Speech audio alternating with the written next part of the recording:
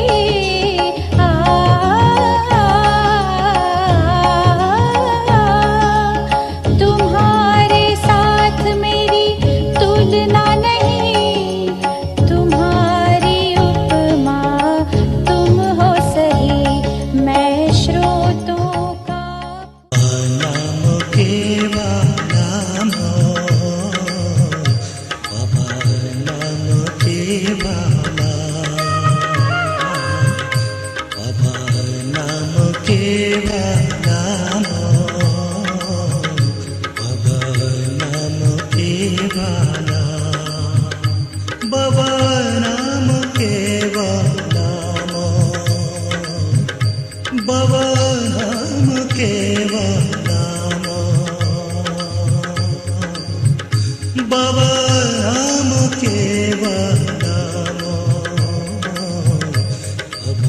नाम केवला, बाबा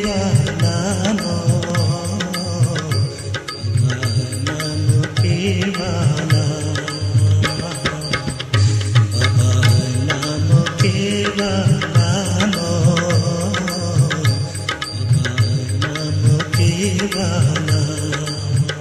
केवला, बाबा नाम केवला, बाबा नाम केवला, बाबा नाम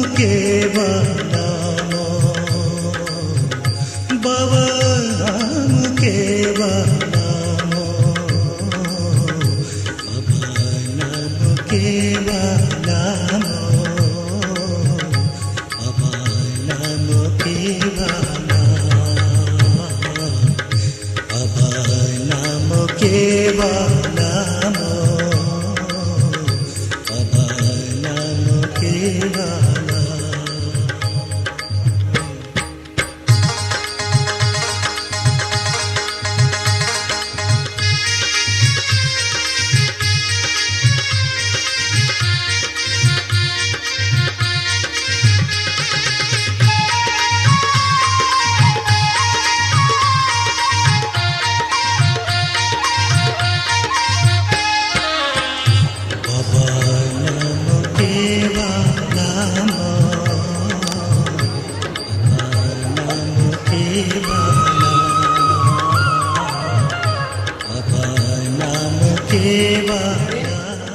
धीन धीन धीन धीन धीन धीन धीन धीन धीन धीन धीन धीन धीन धीन धीन धीन ताता बाबा नाम बाबा केवलम, बाबा नाम बाबा केवलम, बाबा नाम बाबा, बाबा नाम बाबा केवलम, बाबा नाम बाबा केवलम, बाबा नाम बाबा केवलम, बाबा नाम बाबा, बाबा नाम बाबा केवलम। हॉल्ट। Rishikesh ready start. धीन धीन धीन धीन धीन धीन धीन धीन धीन धीन धीन धीन धीन धीन धीन धीन ताता बाबा नाम बाबा केवलम, बाबा नाम बाबा केवलम, बाबा नाम बाबा, बाबा नाम बाबा केवलम, बाबा नाम बाबा केवलम, बाबा नाम बाबा केवलम, बाबा नाम बाबा, बाबा नाम बाबा केवलम। 3 3 jump ta ta dhin ta ta ta dhin ta ta ta dhin ta ta ta dhin ta Baba Nam Kevalam Baba Nam Kevalam Baba Nam Kevalam Baba Nam Kevalam Baba Nam Kevalam Baba Nam Kevalam Baba Nam Kevalam Baba Nam Kevalam Baba Nam Kevalam Baba Nam Kevalam hold 1 4 jump बहुत अच्छा दूरे के लोग दूरे के लोग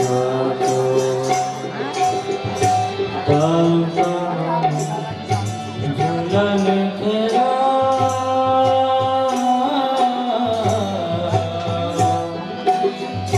मेघर का जगमा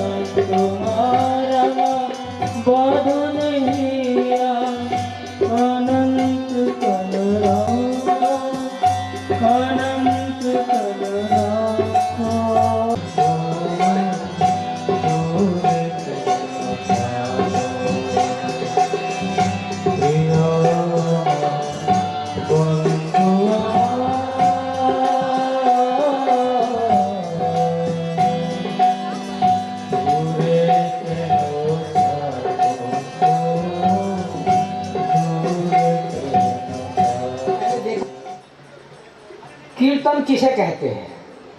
कीर्तन क्या है? कहा गया है कीर्तन के बारे में, आराध्य के नाम और रूप का एकाकी अथवा सामूहिक रूप से उच्च व मधुर स्वर में बारंबार लय ताल युक्त गान गुणगान कीर्तन कहलाता है।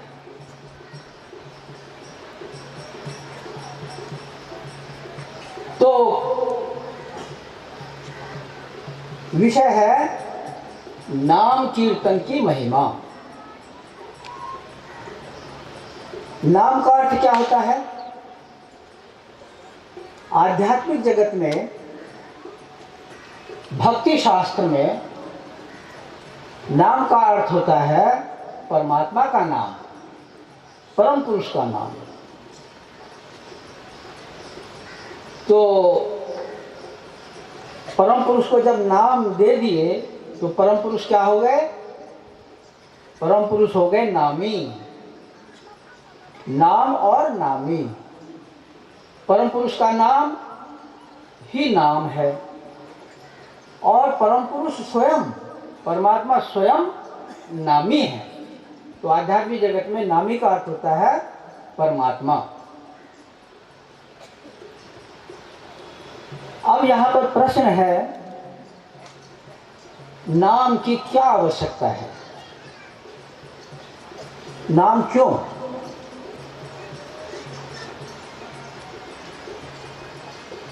इस विषय पर आने से पहले मैं आप लोगों को दो छोटी कहानियां सुनाता हूं। 1950 में के दशक में, प्रारंभिक दिनों में जब बाबा स्वयं दीक्षा देते थे, तो उस समय में तो बहुत कम साधक थे और बहुत कड़े नियम थे। बाबा का दर्शन भी कोई नहीं कर सकता था बिना बाबा की परमिशन के। बाबा स्वयं दीक्षा देते थे। जब साधकों की संख्या कुछ बढ़ गई तो उस समय में क्या होता था कि लोग, साधक जो नए नए बनते थे, वो बाबा को कोई कहता था गुरुदेव, कोई कोई तो कह देता था सरकार बाबू, कोई कुछ कह देता था, कोई कुछ कह देता था। इस प्रकार से बाबा को संबोधित करते थे लोग। तो जब साधकों की संख्या कुछ अधिक हो गई तो बाबा ने एक दिन सबको जमालपुर जागृति में अपने कमरे में, अपने कक्ष में बुलाया, सभी साधकों को, और बाबा एक कहानी सुनाए।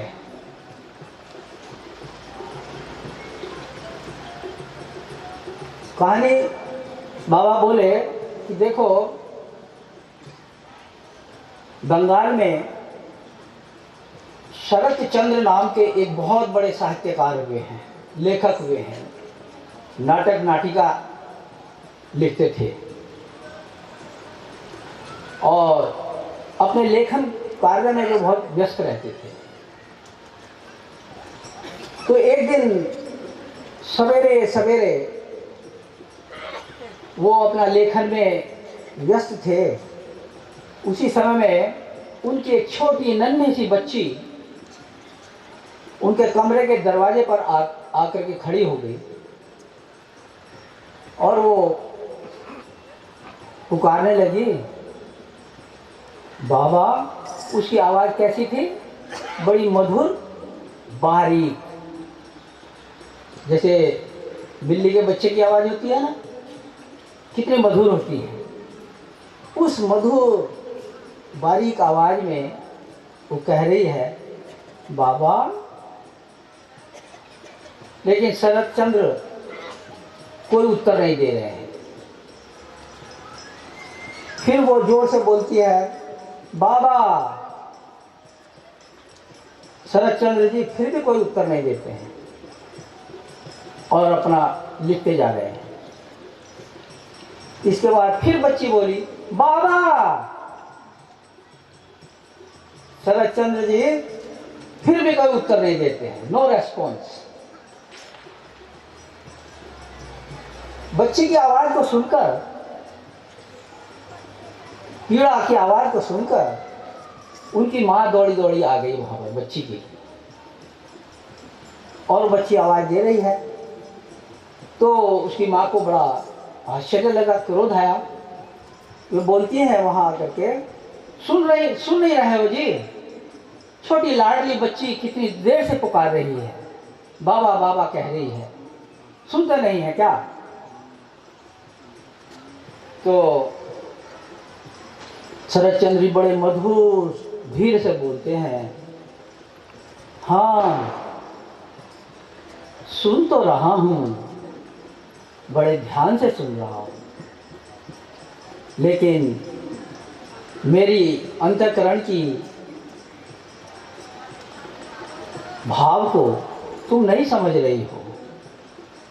कहते हैं मैं सुन रहा हूं, लेकिन बच्ची की आवाज, ध्वनि, स्वर इतना मधुर है, इतना मधुर है, इतना मधुर है कि बार बार मुझे सुनने की इच्छा करती है। तो फिर बाबा कहते हैं, इसी प्रकार देखो, मुझे ये बाबा शब्द बहुत प्यारा है, सर्वप्रिय है। तुम जब मुझे बाबा कह करके पुकारते हो, बाबा कहते हो, तो मुझे बहुत अच्छा लगता है, बहुत प्रिय लगता है। और जब तुम मुझे बाबा कह करके हृदय से पुकारते हो, तो मैं भी तुम्हें अपने मन ही मन में बाबा कहता हूँ। बाबा बोले, बाबा का अर्थ है सर्वप्रिय सत्ता। तो उस दिन से सभी लोग बाबा को बाबा कह करके पुकारने लगे।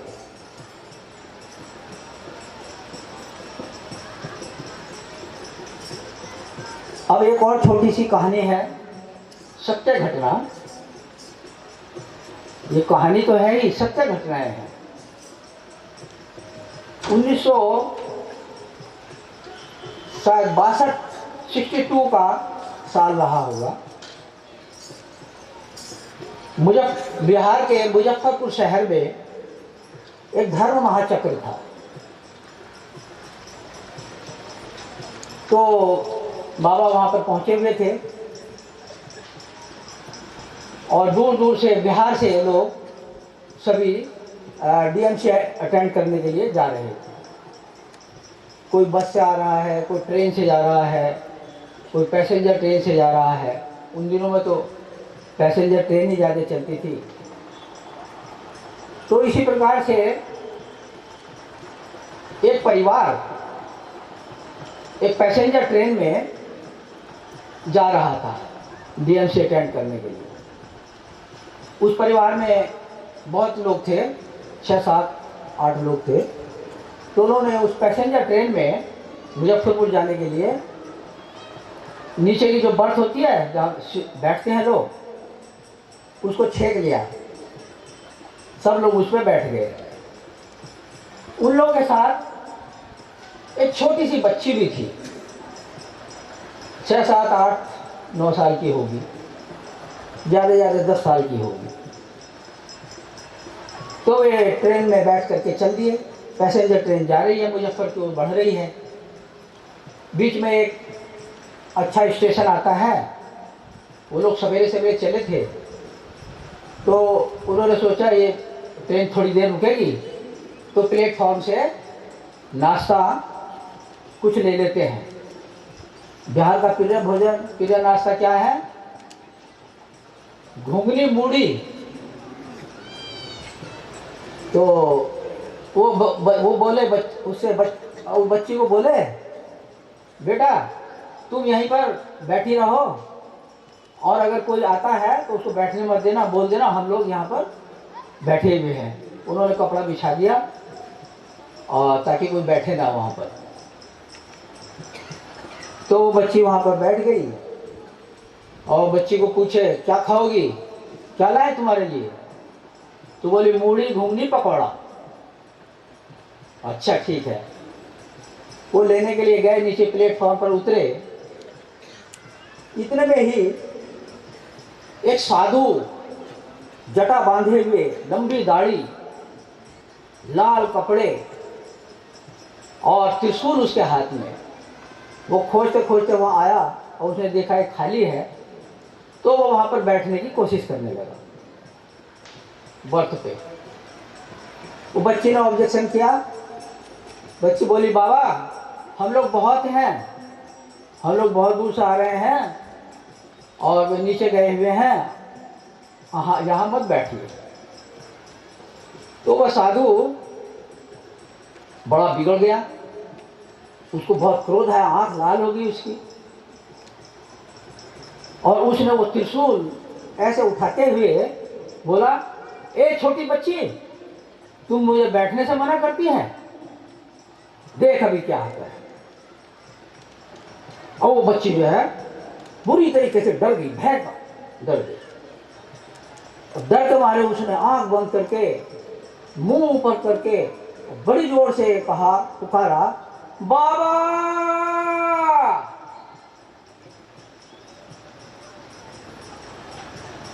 तो क्या हुआ, वो जो तांत्रिक, वो जो साधु था,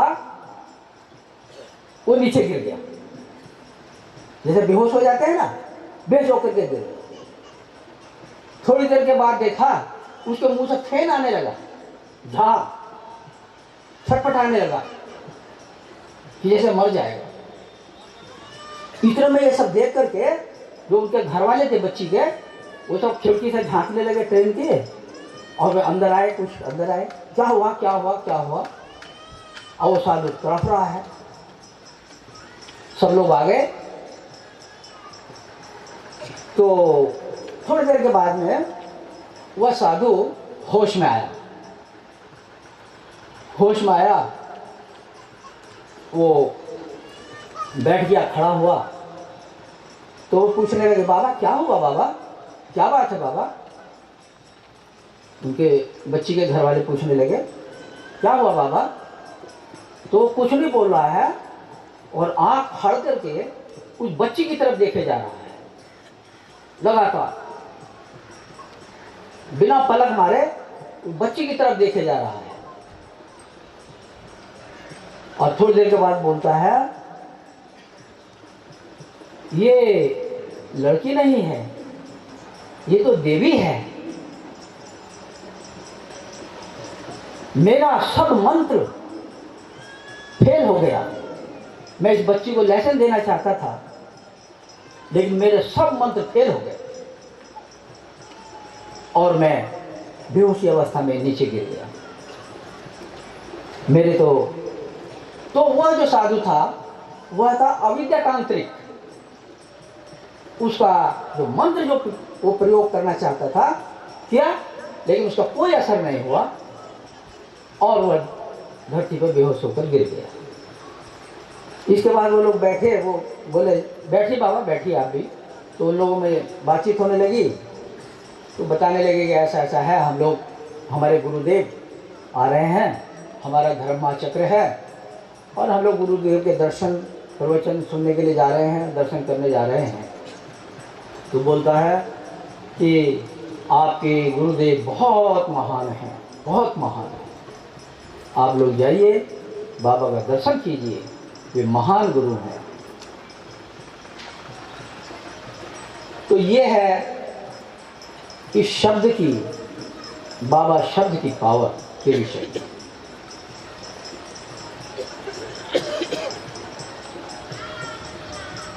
और एक छोटी सी तीसरी घटना सुनाई देता हूँ। मुजफ्फरपुर के आसपास ही एक बार, बहुत पहले बिगनिंग में जब बाबा कीर्तन दिए थे, तो किसी गांव में कीर्तन हो रहा था। वहाँ उस समय में मार्गों की संख्या ज़्यादा नहीं थी, तो कोई भक्त अपने घर पर कीर्तन कराता था तो दूर दूर से मार्गों को इनवाइट करता था, आमंत्रित करता था। तो उस कीर्तन में भाग लेने के लिए एक दूर के गांव के कुछ मार्गी गए, चले गए वहाँ कीर्तन करने के लिए। और उस गांव में एक गृही आचार्य थे। वो गृही आचार्य के साथ में मार्गी लोग कुछ कीर्तन में पार्टिसिपेट करने के लिए चले गए। जब कीर्तन शुरू हुआ, तो कीर्तन चल रहा है, मग्न होकर के कीर्तन कर रहे हैं साधक लोग, मार्गी लोग, खूब आनंद आ रहा है उन लोगों को। उसी समय में एक खबर आती है कहीं से, कैसे, किसी प्रकार से, उनके साथ में आचार्य जी के साथ में कोई जो एक मार्गी था दूसरा, कि वहाँ गांव में आग लग गई है।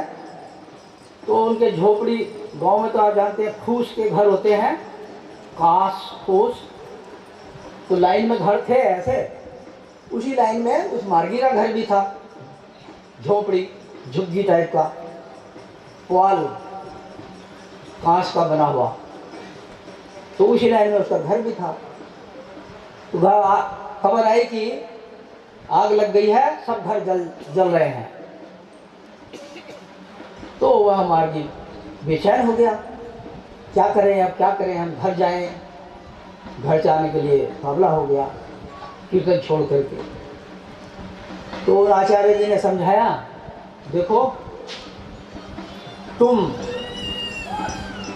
बाबा नाम केवलम अष्टाक्षर सिद्ध कीर्तन महामंत्र का कीर्तन कर रहे हो, चिंता मत करो, तुम कीर्तन करो, तुम्हारे घर को कुछ नहीं होगा। वह भक्त था, विश्वास करके कीर्तन करता रहा। अगले दिन कीर्तन के बाद जब वो घर पहुंचे, तो देखता है वह आदमी कि उसकी झोपड़ी से, उसके घर से कुछ ही पहले आग रुक गई, बुझ गई, और उसका घर जलने से बच गया। तो ये हुआ बाबा राम केवलम की महिमा। अब हम विषय पर आते हैं। हमने बताया नाम किसे कहते हैं, नामी किसे कहते हैं। नाम की क्या आवश्यकता है, क्यों नाम, परमात्मा का नाम क्यों दिया जाता है।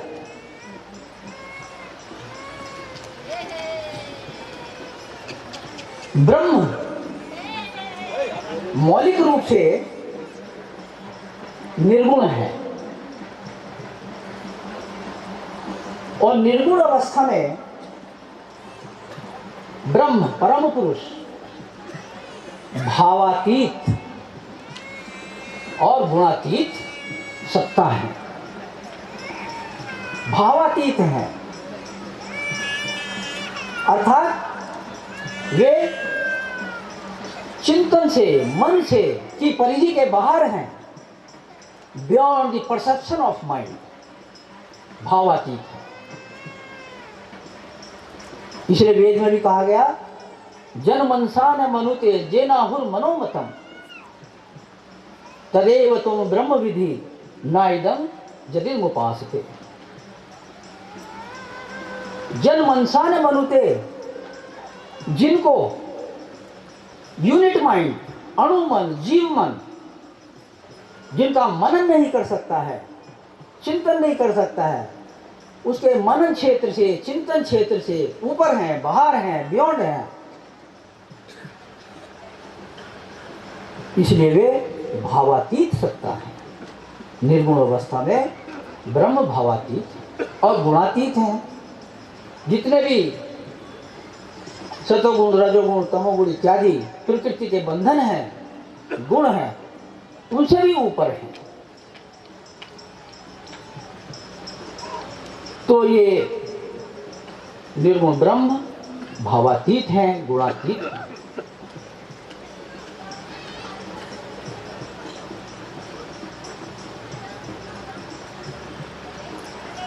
तो इसलिए तो उनका निर्गुण अवस्था, निर्गुण ब्रह्म का केवल एक ही काम है जीवों से उनका कोई संपर्क नहीं है,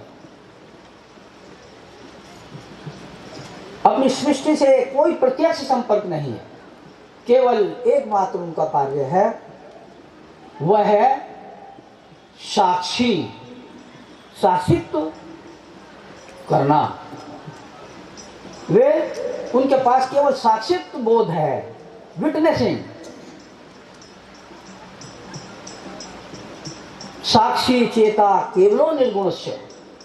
निर्गुण का क्या काम है? तो केवल साक्षी सत्ता है। जैसे कहा गया है ना वेदों में, दुआ सुपर्णा सयुजा सखाया समानम वृक्षम परिष्य जाते तयोर अन्य पिप्पलम स्वागतम नयो अभिचाक्षीति। कि एक पीपल के वृक्ष पर दो पक्षी बैठे हैं। एक पक्षी उछल कूद कर रहा है, इधर गान गा रहा है, चे चे चे कर रहा है, आवाज कर रहा है, और उस फल का और उस वृक्ष का फल खा रहा है, उस फल का स्वाद ले रहा है। दूसरा पक्षी चुपचाप साइलेंट नीरव अवस्था में बैठा है और वह कुछ भी नहीं बोलता है, केवल देखता रहता है कि जो ये पक्षी है क्या कर रहा है। और इस पक्षी को पता नहीं है कि और भी कोई पक्षी मुझे देख रहा है। इस प्रकार वह इस सुसुप्त अवस्था, इस अवस्था में वह पक्षी बैठा है। तो ऊपर का पक्षी क्या है? परमात्मा, आत्मा। और नीचे का पक्षी जो उछल कूद कर रहा है वो क्या है? जीवात्मा। तो परमात्मा उसको केवल देख रहे हैं, अर्थात साक्षी, विटनेसिंग। अभिचाक्षीति माने विटनेसिंग, साक्ष्य देना, साक्षी, साक्षित्व करना। तो ये निर्गुण इस प्रकार के हैं और इसलिए क्योंकि वे भावातीत हैं, गुणातीत हैं, जीवों से उनका कोई संपर्क नहीं है, इसलिए वे क्या है? वे निर्वैयक्तिक ब्रह्म हैं, निर्वैयक्तिक सत्ता, इम्पर्सनल एंटिटी। कोई मर रहा है उनको कोई मतलब नहीं, कोई रो रहा है उनको कोई मतलब नहीं, कोई जो है मस्जिद में अजान भर रहा है उसकी आवाज़ भी उन तक नहीं पहुंचती है। यही है निर्गुण अवस्था। तो वे निर्व्यक्तिक हैं, इम्पर्सनल हैं। लेकिन तो जब तक इस निर्व्यक्तिक सत्ता का, इस निर्व्यक्तिक ब्रह्म का, वैयक्तिक ब्रह्म में पर्सनल ब्रह्म, पर्सनल एंटिटी के रूप में रूपायित नहीं किया जाता है, निर्व्यक्तिक ब्रह्म को वैयक्तिक ब्रह्म में रूपायित किए बिना पाशबद्ध जीव, पाशबद्ध साधक उनके परमानंद का अवगाहन नहीं कर सकता है।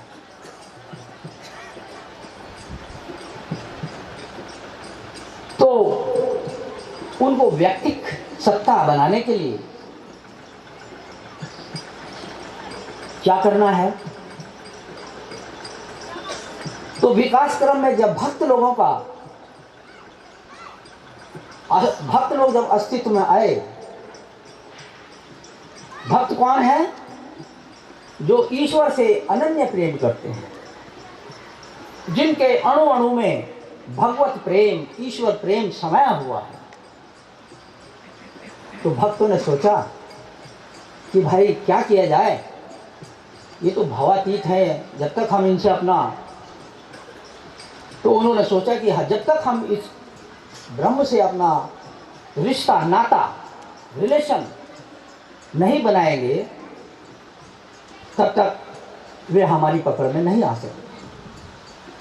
तो भक्त लोग क्या करते हैं, अपना पर्सनल रिलेशन बनाने के लिए उनको अपना व्यक्तिगत परमात्मा बनाना चाहते हैं। तो भक्त बड़े इंटेलिजेंट होते हैं, तो उन्होंने सोचा कि फिर क्या नाम दिया जाए। तो भक्त लोगों ने सोचा, भक्त लोगों ने बैठक की और रेजोल्यूशन पास किया, प्रस्ताव, कि ऐसा नाम दिया जाए जिससे भक्त लोग जानते हैं कि ब्रह्म जहाँ भावातीत है, ब्रह्म करुणामय भी है, ब्रह्म आनंद घन सत्ता है और वे करुणामय हैं। इस वीकनेस को भक्त लोग जानते हैं।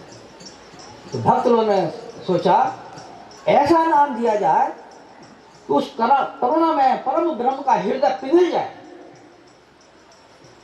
तो अब सोच रहे ये नाम दिया जाए, माधव भी कहा जाए, तो बोले नहीं नहीं नहीं, ये भी नहीं। गोविंद कहा जाए, नहीं ये भी नहीं चलेगा।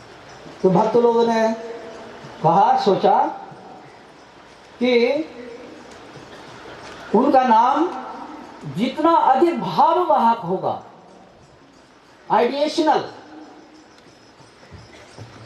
उतना ही इफेक्टिव होगा उनके साथ अपना रिलेशन, अपना नाता बनाने के लिए। More the name is ideational, more it is effective. तो भक्त लोग सोचने लगे क्या किया जाए। तुम्हारे की नामे डाकी बोगो कीवा होवे अर्चना। हे प्रभु, तुमको किस नाम से पुकारूं, किस नाम से मैं एड्रेस करूं, कैसे तुम्हारी अर्चना करूं। ये सब कुछ तो तुम्हारी कल्पना है, ये सृष्टि तुम्हारी कल्पना है, कैसे नाम से पुकारूं। भक्त लोगों में होते होते होते आइडिया आया, कहने लगे देखो वे सृष्टि करता हैं, सारे जीव हैं, इसलिए वे हमारे परम पिता हैं। पिताओं के पिता परम पिता, और परम पिता कितने नज़दीक होते हैं, कितने प्रेमी होते हैं। तो वे हमारे परम पिता हैं। तो वे अनुनय करते हैं, विनम्र भाव से, हृदय से, भावपूर्वक अनुनय विनय करते हैं, हे परम पुरुष, तुम हमारे परम पिता हो, हम तुम्हारी संतान हैं, हम तुम्हारे बच्चे हैं, हम तुम्हें प्यार किए बिना नहीं रह सकते हैं। और हम भी जानते हैं कि हे परम पुरुष, परम पिता, तुम भी हमें प्यार किए बिना नहीं रह सकते हो, तुम भी हमें बहुत प्यार करते हो और तुम ही हमारे सब कुछ हो, सर्वप्रिय सत्ता हो। त्वमेकं निधानम निरालंबमीशं भवाम बोधिपोतम शरणं व्रजामः। तुम ही हमारे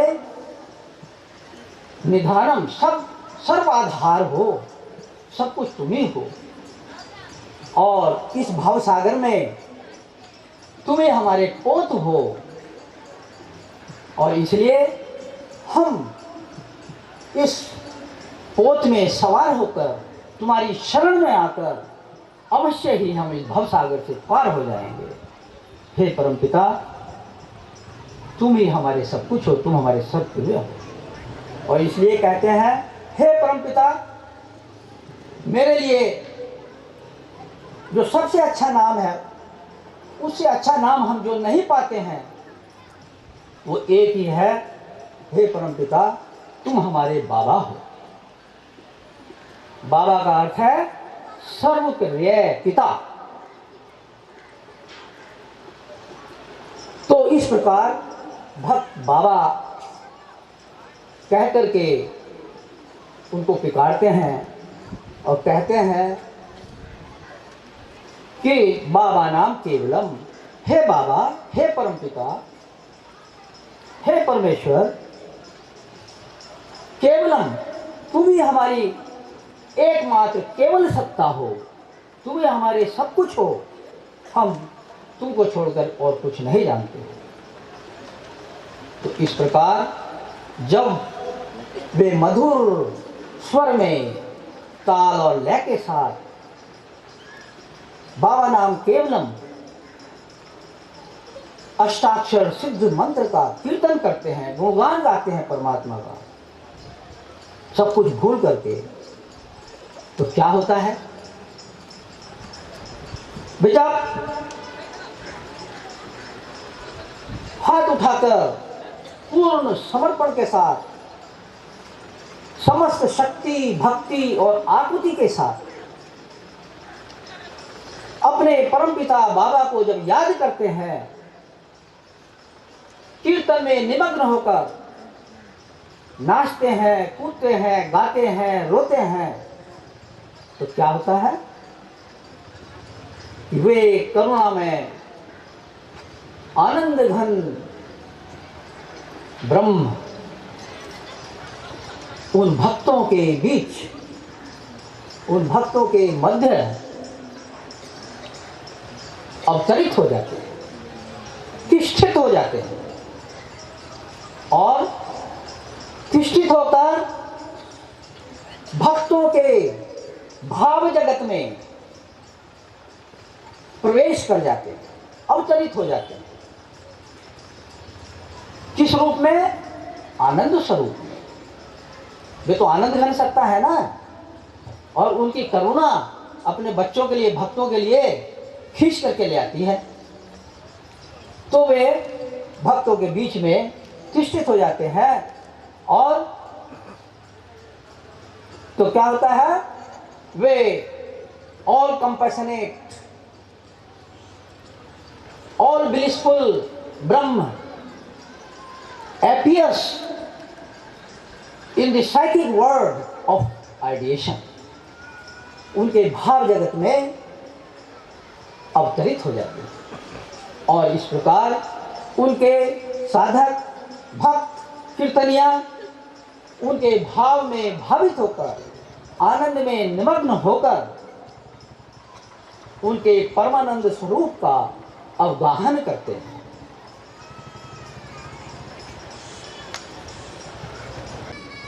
तुम मेरी उपस्थिति जानना चाहते हो तो कहा? मद भक्ता जत्र गायंती तत्र तिष्ठामि नारद।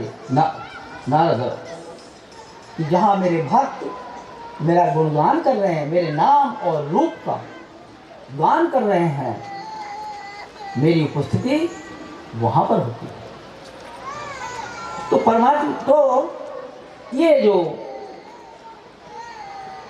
तो क्या होता है, वो जब अंदर आ जाते हैं भीतर बीच में और भक्त करें बाबा नाम केवलम, तो वो भी मन ही मन में बाबा नाम केवलम करते हैं। बाबा कहते थे, देखो जी, जब तुम मुझे बाबा कहते हो तो तुम एक कदम मेरी तरफ बढ़ते हो तो मैं 10 कदम तुम्हारी ओर आगे बढ़ता हूँ, और जब तुम बाबा नाम केवलम करते हो तो मैं भी मन मन में बाबा नाम केवलम करता हूँ, क्योंकि तुम भी तो मेरे बाबा हो, तुम मेरे मिनी बाबा हो, तुम मेरे लिए सब कुछ हो, तुम ही मेरा भी, जिस प्रकार तुम कहते हो मुझे अपना आधार, मेरे आधार भी तो तुम ही हो, तुम्ही को लेकर के मैं जीवित हूं।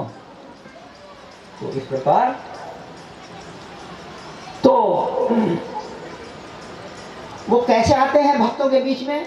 परिमंडल, जो भक्त जो बना करके घूम रहे हैं उसको कहते हैं परिमंडल। वो उसके बीच में अपनी राजधानी स्थापित कर देते हैं, वहां आ जाते हैं। कैसे आते हैं? चोर के रूप में। जैसे भगवान कृष्ण ने चोरी करते थे ना माखन का, तो चोर के रूप में। इसलिए उनको कहा जाता था माखन चोर। तो चोर के रूप में वे आ जाते हैं भक्तों के बीच में। तो बाबा एक बार बता रहे थे, देखो जी, चोर 3 काम नहीं कर सकता है। पहला काम है कि वह रात में सो नहीं सकता है। अगर रात में सोएगा तो फिर चोरी कैसे करेगा? अगर सच बोलेगा तो पुलिस पकड़ लेगी और जेल में डाल देगी। इसलिए पुलिस अगर पकड़ ले तो कहेगा नहीं नहीं मैं चोरी नहीं किया, सच नहीं बोल सकता है। और तीसरा काम क्या है, तीसरा लक्षण क्या है चोर का? सोचिए तो, तीसरा लक्षण है वो खूं खूं खूं करके खांस नहीं सकता है। अगर खांसेगा, खोकेगा, खांसी आ जाएगी उसको, तब तो घर वाले जाग जाके उसको पकड़ लेंगे, इसलिए वो खांस नहीं सकता। तो इसी प्रकार से परम पुरुष भी भक्तों के बीच में चोर के रूप में बिना खांसे चुपके से साइलेंट, इसलिए उनका एक नाम रखते हैं। उनका आविर्भाव हो जाता है भक्तों के बीच में। किस रूप में? हरि के रूप में। हरति पापानि इति अर्थ है हरि। हरि कौन है? जो भक्तों के, साधकों के पापों को हरते हैं, चुरा लेते हैं। Who steals away the sins of sadhakas, of devotees, हरण कर लेते हैं, इसलिए वे हरि हैं। तो वे हरि के रूप में आ जाते हैं और भक्तों के बीच में भक्त उनके नाम कीर्तन का अवगाहन करते हैं, मग्न हो जाते हैं, आनंदित हो जाते हैं।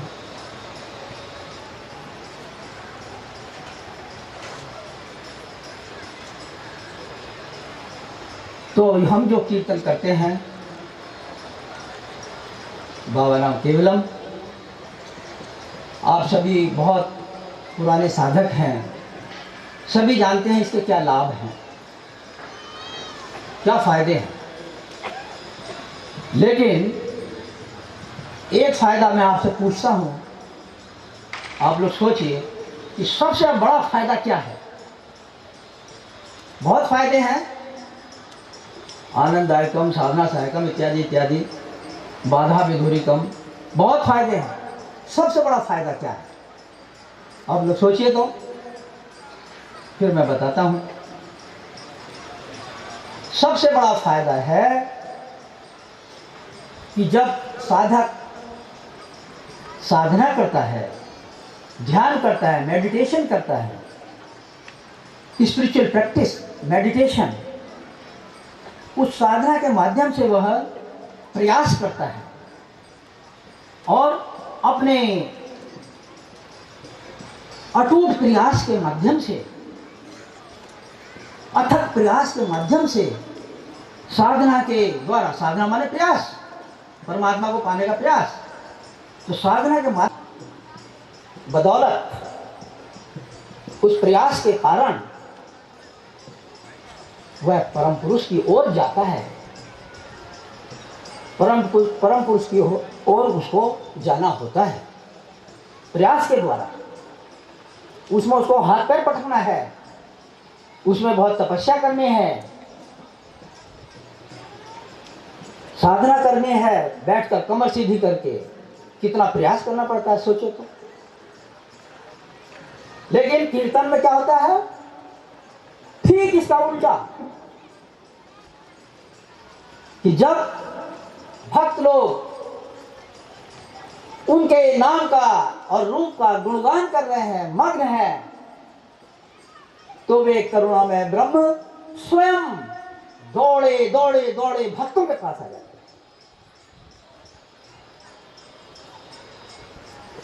बहुत से लोग आप देखे होंगे साधना नहीं कर सकते हैं, ज्यादा देर नहीं बैठ सकते, आंख नहीं बंद कर सकते, कीर्तन में खूब आनंद लेते हैं, रोते हैं। क्यों रोते हैं? वो आनंद आश्रु जो आते हैं, क्यों आते हैं?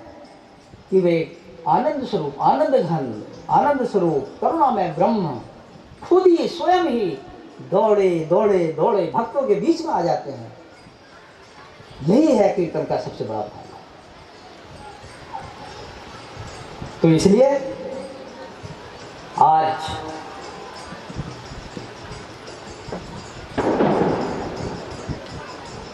तो यहाँ पर इस मुंबई महानगरी में बड़ी दूर दूर से भक्त लोग आए हुए हैं।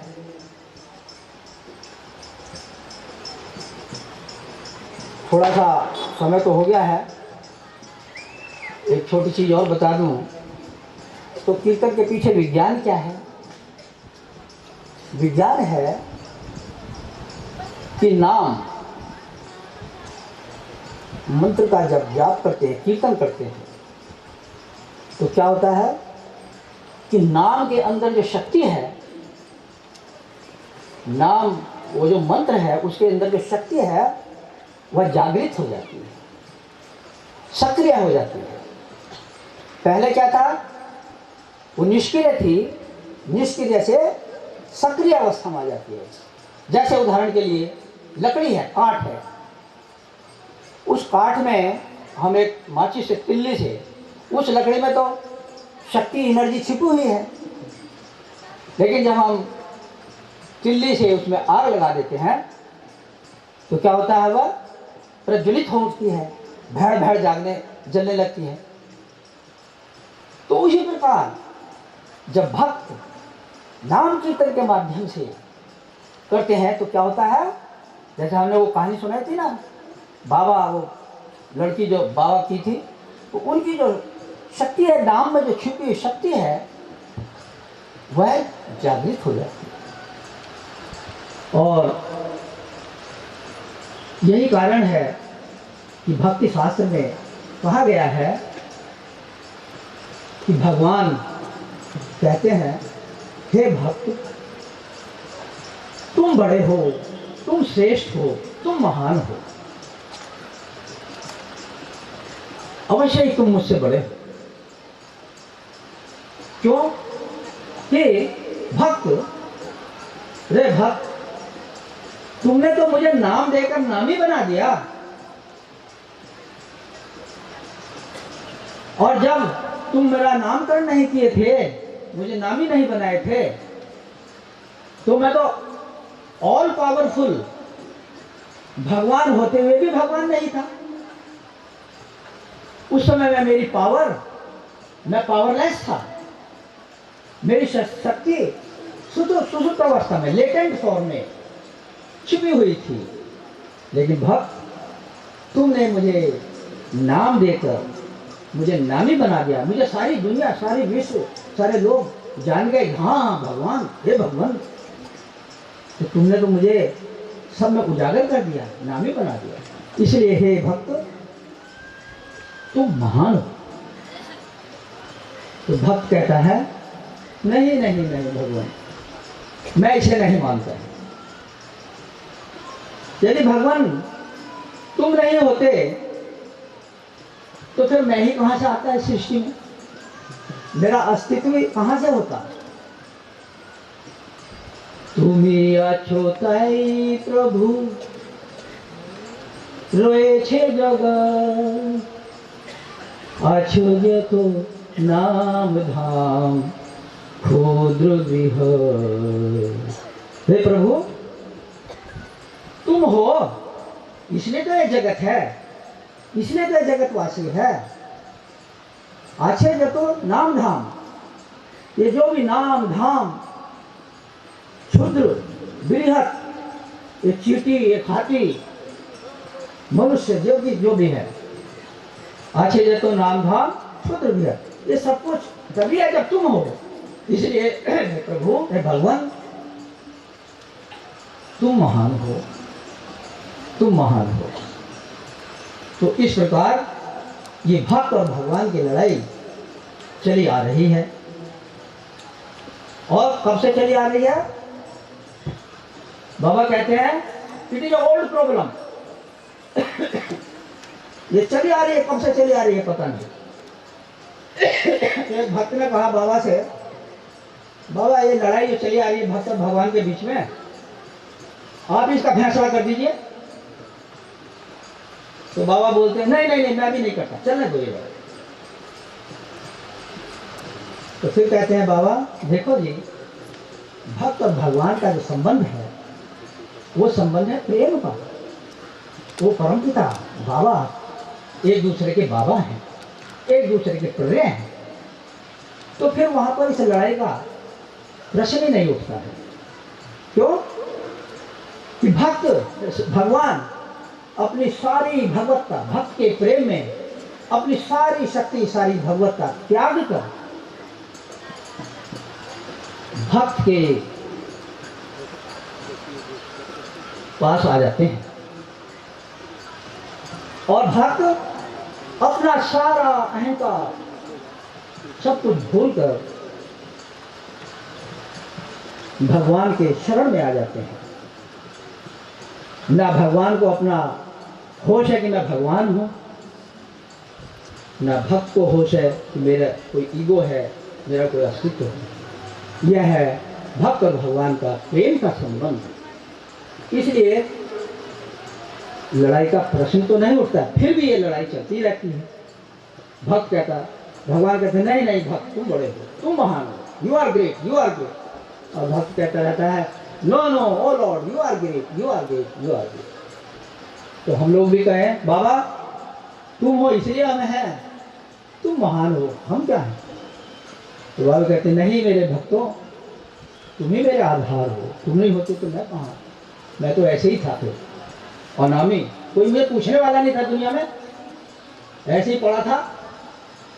जैसे जंगल में जो है लकड़ी पड़ी रहती है बड़ी कॉस्टली, तुमने उसको उठा करके और मुझे कॉस्टली बना दिया, तभी हमें भगवान बना। तो यही है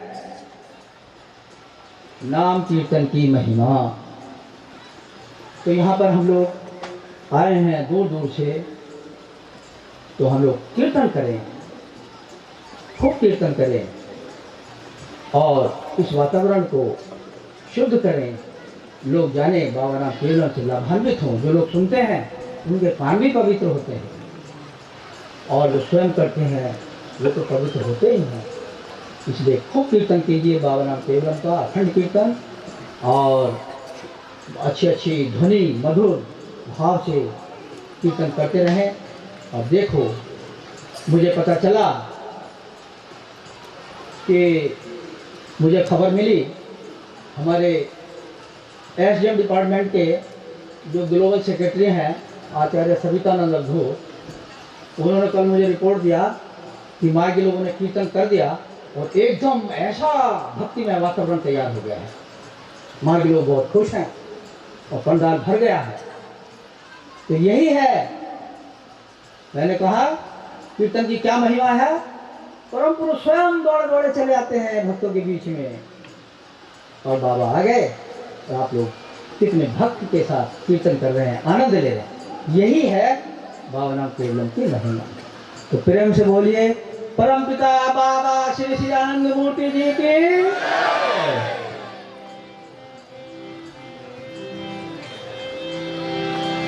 मुसाफिर आगे बढ़ते जाना, मुसाफिर आगे बढ़ते जाना, आगे बढ़ते जाना, मुसाफिर आगे बढ़ते जाना, आगे बढ़ मुसाफिर आगे बढ़ते जाना। हर हर में दर्द न रहे मन, दिल को देखते रहना। हर हर में दर्द न रहे मन, दिल को देखते रहना। आगे बढ़ते जाना, मुसाफिर आगे बढ़ते जाना।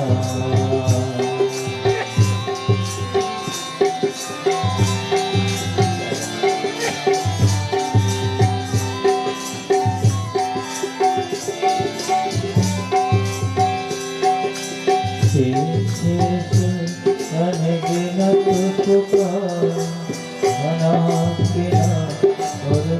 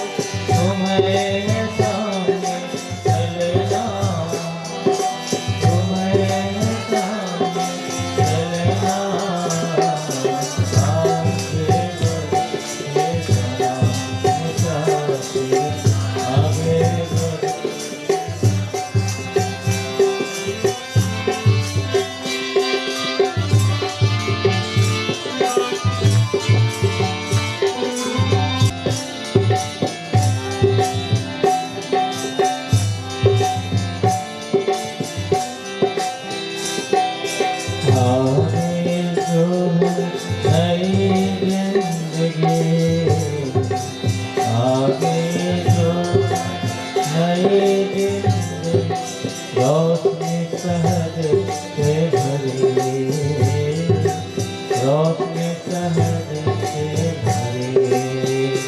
जाने अनमोल मोहब्बत अपना अपने की डोरे अपना अपने की डोरे हमरा ही है एक ही प्यारे हमरा ही है एक ही प्यारे उन्हें तो है जाना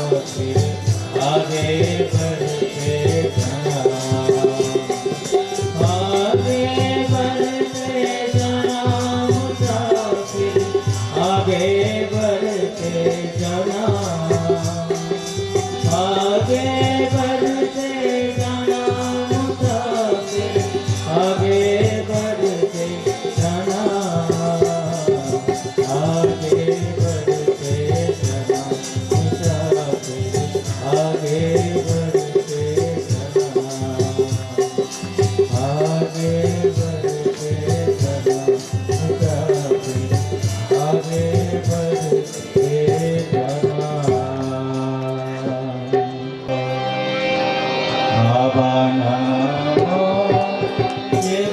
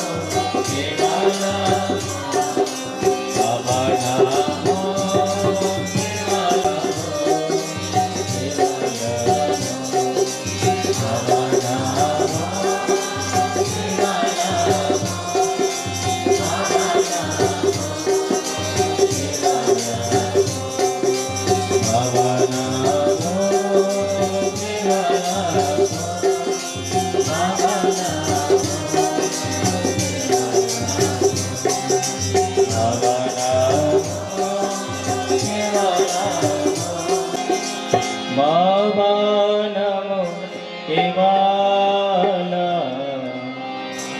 भावनम केवलम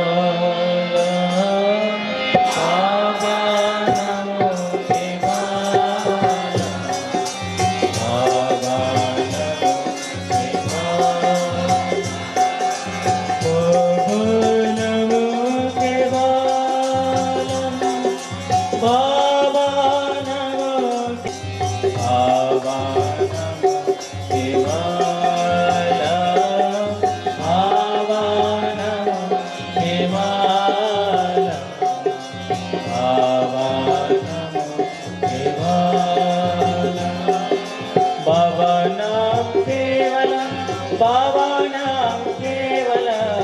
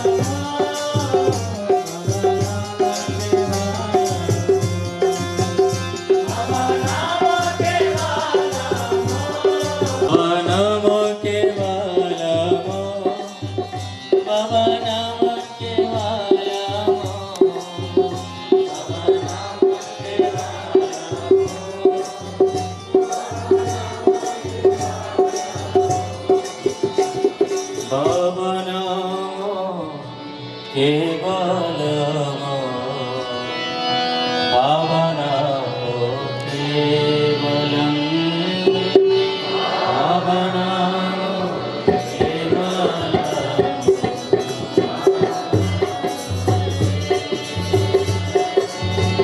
भावनामो केवलम्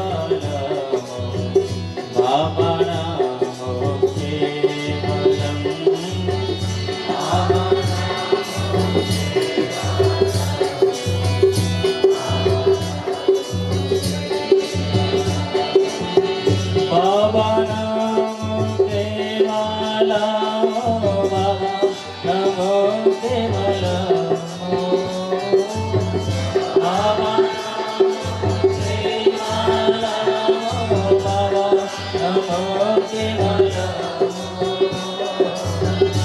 भावनामो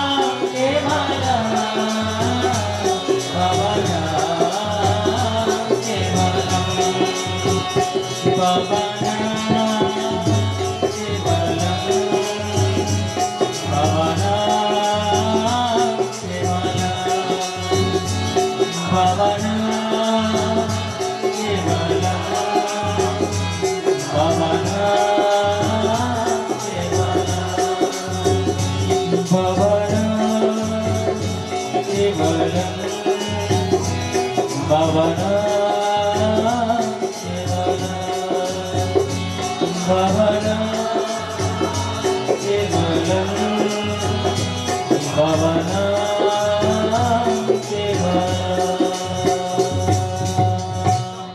परमपिता बाबा की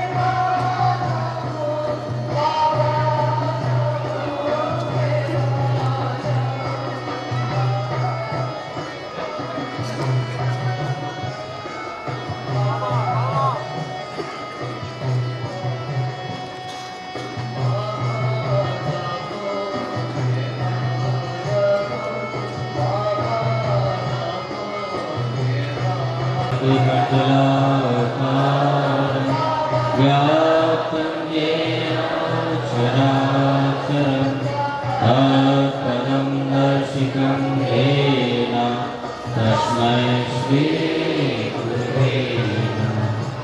अज्ञानतिमिरान्धस्य ज्ञानाञ्जनाशलाकया चक्षुरुन्मिलितं येन तस्मै श्रीगुरुवे नमः। गुरुर्ब्रह्मा गुरुर्विष्णु गुरुर्देवो महेश्वरा गुरुरेव परमो ब्रह्म तस्मै श्रीगुरुवे नमः। अखण्डमण्डलाकारं व्याप्तं येन चराचरं तत्पदं दर्शितं येन तस्मै श्रीगुरुवे नमः। अज्ञानतिमिरान्धस्य